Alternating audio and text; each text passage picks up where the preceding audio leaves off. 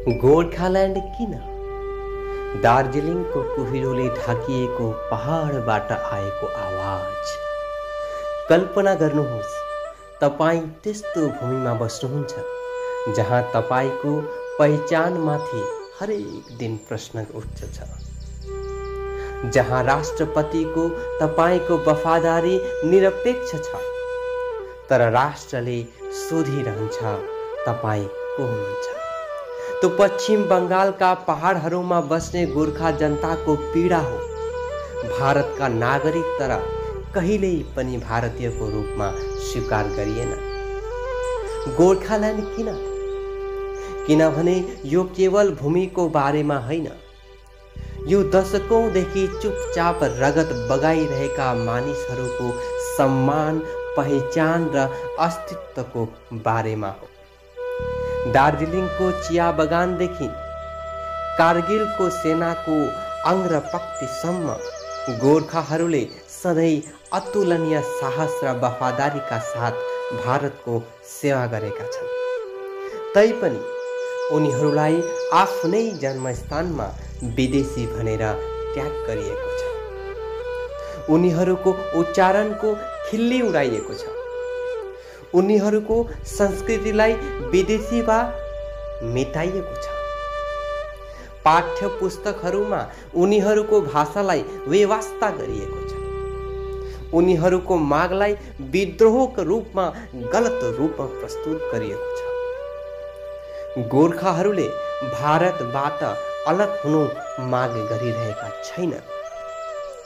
उनीहरू भारतभित्रै पहिचानको माग गरिरहेका छन्। एउटा यस्तो राज्य जहाँ उनीहरूको संस्कृति, भाषा र पहिचान राजनीतिक उपेक्षाले कमजोर नहोस्। एउटा यस्तो राज्य जहाँ उनीहरूले बारम्बार आफ्नो देशभक्तिको औचित्य प्रमाणित गर्नु नपरोस्। जहाँ पहाडमा जन्मेका पुस्ताहरूले आफू हौ भनेर व्याख्या गर्नु नपरोस् कि उनीहरू नेपाली आप्रवासी होइनन्, तर गहिरो जरा, बलिदान र सपना भएका भारतीय गोर्खा हुन्। गोर्खाल्यान्ड किन? किनभने 86 मा पहाडहरूमा रगत बगे। 2007 मा उनीहरू फेरि आशामा उठे। गोर्खाहरूले आवाज उठाउँदा उनीहरूलाई गोली, विश्वासघात वा तोडिएका बाचाहरूले चुप लगाइन्छ। युवाहरू मैदान र शहरहरूमा जान्छन् सुरक्षा गार्ड वा मजदुरको रूपमा काम गर्न, जबकि कोलकाताको राजनीतिक खेलको छायामा उनीहरूको मातृभूमि ओइलाइरहेको हुन्छ।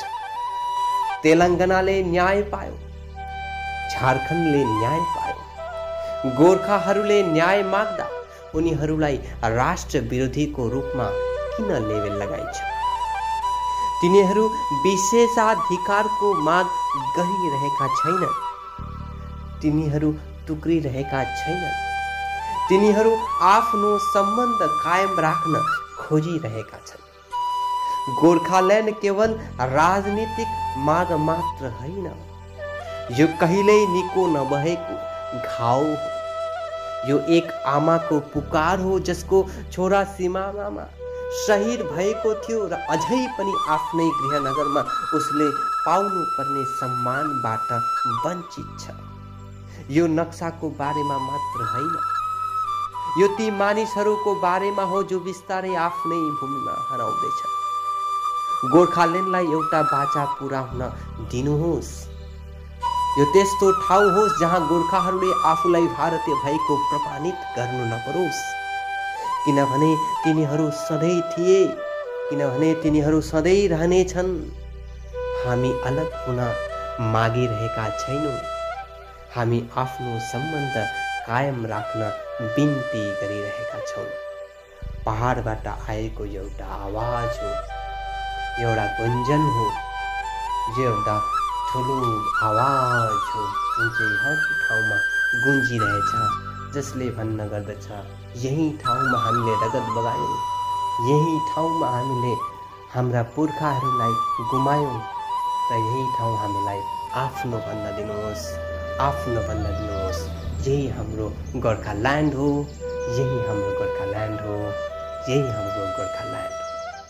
धन्यवाद।